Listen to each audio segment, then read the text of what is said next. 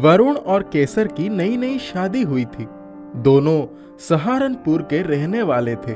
शादी सहारनपुर में ही हुई थी। केसर बचपन से ही दादी की दुलारी थी। अभी भी वो दादी के पास ही सोती थी। रात में कितनी भी देर से सोती, दादी की एक आवाज पर उठ जाती थी। भाई उससे 1.5 साल छोटा था, इसलिए वो दादी की चहेती शुरू से ही थी। विदाई के समय सबसे ज्यादा दादी के गले लगकर ही रोई। वरुण देहरादून में एक कॉलेज में लेक्चर था। उसने शादी से पहले ही 2 बेडरूम का किराए का घर ले लिया था। आने के बाद दोनों ने मिलकर घर को सजाया। उनका सारा सामान आ गया था, सिर्फ ड्रेसिंग टेबल सहारनपुर से आना बाकी था। जिस कारीगर को ऑर्डर किया था उसने समय पर दिया ही नहीं। उसने कहा था कि वो 15 दिन के बाद ही ड्रेसिंग टेबल की डिलीवरी कर पाएगा। उसने आश्वासन दिया था कि वो देहरादून में ही पहुंचा देगा। ऑर्डर देने के समय केसर अपने पापा के साथ दुकान पर गई थी। वे लोग पहले से ही घर के सारे लकड़ी के सामान उसी से बनवाते थे। जब वो घर पर कोई सामान बनाता था तब केसर उसको चाय नाश्ता भी करवाती थी। कारीगर की कुछ समय से तबीयत खराब हो गई थी, जबकि उसने कहा था कि बिटिया का ड्रेसिंग टेबल तो मैं ही बनाऊंगा। उनको देहरादून आए 1 महीने से ऊपर हो गए थे। एक दिन केसर घर में बैठी मैगजीन पढ़ रही थी, तभी कोई आकर ड्रेसिंग टेबल पहुंचा गया। केसर बहुत खुश थी। उसने पैकिंग खुलवाकर ड्रेसिंग टेबल अपने कमरे में ही लगवा लिया था। उस आदमी के जाने के बाद उसने सारा सामान उसमें सजा दिया। दोपहर को वरुण जब कॉलेज से आया तो वो भागकर उसको दिखाने अपने कमरे में ले गई। वरुण ड्रेसिंग टेबल देखकर हैरान रह गया। वो बहुत ही खूबसूरत और नक्काशीदार था। उसने कहा, यार ये तो बिल्कुल रईसी वाला लुक दे रहा है। वो भी आकर उसके बगल में खड़ी हो गई। तभी उन दोनों को लगा कि उन दोनों के अलावा किसी और की छाया भी दिख रही है। केसर ने तुरंत पीछे मुड़कर देखा तो कोई नहीं था। केसर असमंजस में पड़ गई। वरुण ने कहा, चलो मुझे थोड़ा काम है, मैं निपटा लूं, तुम तब तक आराम कर लो। वरुण कमरे से बाहर चला गया। केसर ने सोचा तब तक थोड़ा आराम ही कर लूं। ड्रेसिंग टेबल उसके बेड के सामने ही रखा था। वो दूसरी तरफ मुंह करके लेट गई। हल्की सी आंख लगी ही थी कि कुछ चटकने की आवाज से उसकी आंख खुल गई। वो सोचने लगी, ये क्या था? वो तुरंत उठी। उसने ड्रेसिंग टेबल की तरफ देखा तो सब कुछ सामान्य था, पर जब उसने उसका पल्ला खोला तो देखा कि उसमें रखी हुई परफ्यूम की खूबसूरत बोतल चिटक गई थी और पूरा कमरा खुशबू से भर गया। उसने झट से ड्रेसिंग टेबल का पल्ला बंद कर दिया। जब शीशे पर नजर पड़ी तो वहां एक औरत की छाया देखकर वो चीख पड़ी। वरुण भागा हुआ आया और देखा कि केसर बेड पर बैठी कांप रही थी। पूछने पर वो आंखें बंद किए ही शीशे की तरफ इशारा करती हुई चीखी, देखो शीशे में कौन है? वरुण ने शीशे की तरफ देखा तो वहां कुछ भी नहीं था। उसने कहा, आंखें खोलो, कुछ नहीं है। तब केसर ने धीरे से आंखें खोली तो सचमुच शीशे में कोई भी नहीं था। वो बेड पर से उतरकर बाहर की तरफ भागी। तभी उसका मोबाइल बजने लगा। उधर से उसके पापा की भारी आवाज आई, केसर, दादी नहीं रही। अचानक सोए सोए ही उनको दिल का दौरा पड़ा। अस्पताल ले गए, पर वे रास्ते में ही चल बसी। केसर रोने लगी। वरुण ने सुना तो बोला, चलो जल्दी करो, हमें चलना होगा, 1.5-2 घंटे में पहुंच जाएंगे। केसर कपड़े बदलने अपने कमरे में गई तो शीशे में वही आकृति फिर उभरी। उसने इस बार ध्यान से देखा तो स्पष्ट रूप से वो दादी की ही छाया थी। वो शीशे के सामने खड़ी होकर फूट फूट कर रोने लगी। और बोली, दादी, आप मुझसे कुछ कहना चाहती है क्या? तब शीशे वाली बूढ़ी औरत के चेहरे पर एक मुस्कुराहट उभरी। वो बोली, कुछ नहीं, बस मरने से पहले तुझको देखना चाहती थी बिट्टो। अब देख लिया, अब चली जाऊंगी। उसने वरुण को बताया।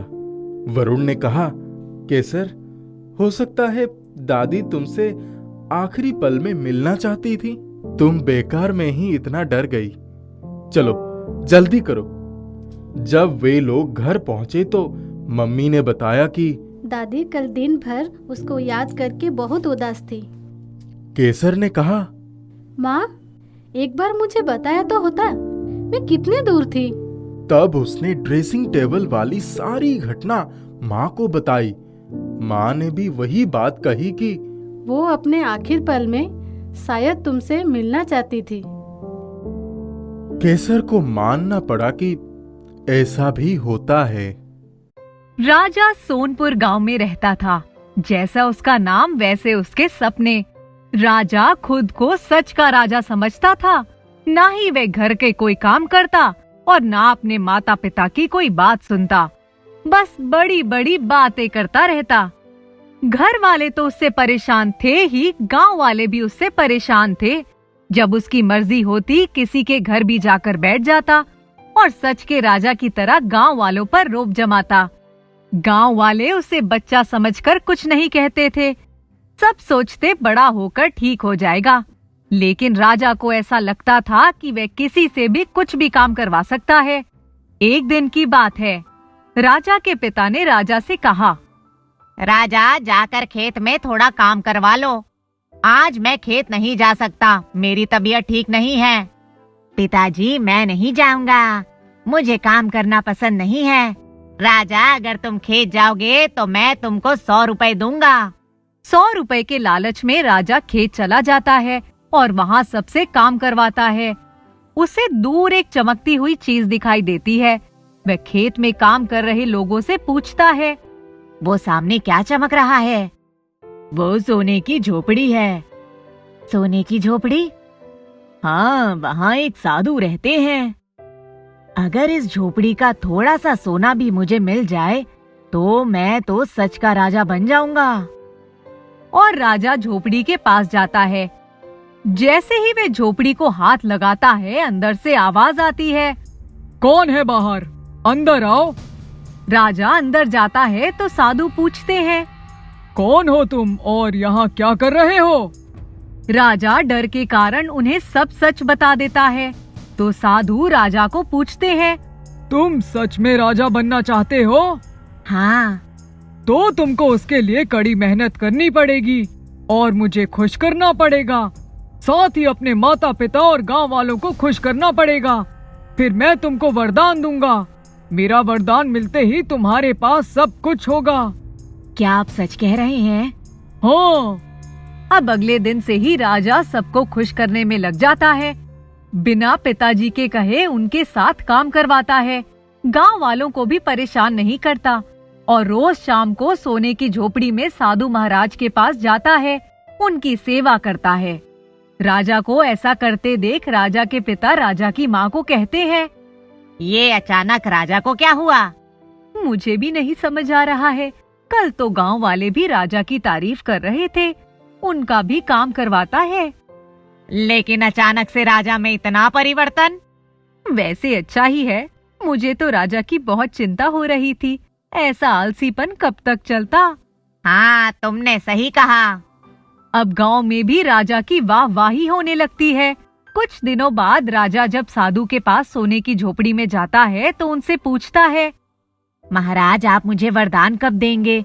मैं सच का राजा बनना चाहता हूँ और आपके कहे अनुसार मैंने हर कार्य किया और हमेशा करूँगा। राजा बेटा, अभी तुमको थोड़ा परिश्रम और करना होगा। जैसा कि मैंने तुमको कहा था, राजा बनने के लिए तुमको मेहनत करनी होगी। जैसा आप कहें महाराज। और अब राजा और मेहनत करता है। अब गांव में ऐसा हो जाता है कि गांव में जहां भी राजा जाता उसको बहुत आदर सत्कार मिलता और राजा को बहुत खुशी होती। अब राजा को सबका काम करने और उनकी सेवा करने में मजा आने लगा। अब वे अपने माता पिता की भी बहुत सेवा करता और कभी किसी को गलत नहीं कहता। एक दिन जब राजा सोने की झोपड़ी में साधु के पास जाता है तो साधु उससे पूछते हैं, राजा, इतना समय हो गया लेकिन तुमने मुझसे दोबारा पूछा ही नहीं कि मैं तुमको वरदान कब दूंगा। महाराज, मुझे राजा बनने की क्या जरूरत है? सबसे मुझे इतनी इज्जत मिली और इतना प्यार मिलता है। मैं तो वैसे भी राजा बन गया। अब पैसे और महल का मैं क्या करूँगा? मैं अब ऐसे ही बहुत खुश हूँ। बेटा, यही मेरा वरदान था। मैं तुमको समझाना चाहता था और मुझे बहुत खुशी हुई कि तुम ये बात खुद ही समझ गए। लेकिन मैं आपसे एक बात जरूर कहूँगा कि सोने की झोपड़ी ने मुझे इतना बदल दिया जितना मैंने कभी सोचा भी नहीं था। साधु के चेहरे पर मुस्कुराहट आ जाती है। अब सब खुशी खुशी रहने लगते हैं।